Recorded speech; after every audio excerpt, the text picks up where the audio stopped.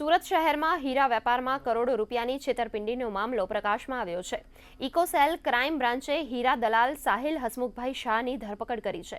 ફરિયાદી અલ્પેશ પ્રકાશભાઈ શાહના જણાવ્યા મુજબ આરોપીએ એપ્રિલથી જૂન મહિના દરમિયાન જાંગડ પર સહી કરી વિવિધ વેપારીઓ પાસેથી કુલ ₹13.32 કરોડનો માલ હડપ કર્યો હતો અને હીરા નિર્દેશિત પાર્ટીઓને ન આપીને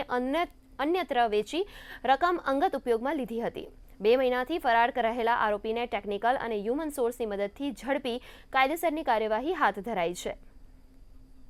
अलग अलग 3 व्यापारियों के पास एक हीरा दलाल है साहिल शाह नाम का जो हीरा का दलाल है, उसने इन तीनों व्यापारियों से बातचीत करी थी और बताया था कि हैदराबाद, मुंबई, कलकत्ता अलग अलग शहरों में अगर हीरे का माल आप लोग बेचेंगे तो बहुत बड़ा मुनाफा हो सकता है और आपके माल को बिकवाने की जिम्मेदारी मेरी रहेगी। इस तरह से तीनों व्यापारियों को विश्वास दिला के जो हीरा दलाल है साहिल शाह, उसने अलग अलग कैरेट के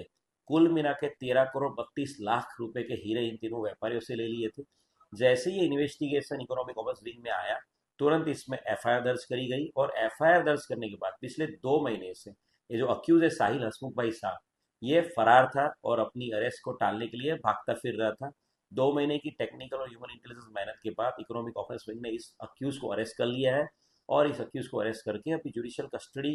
में उसको रिमांड लिए जाएंगे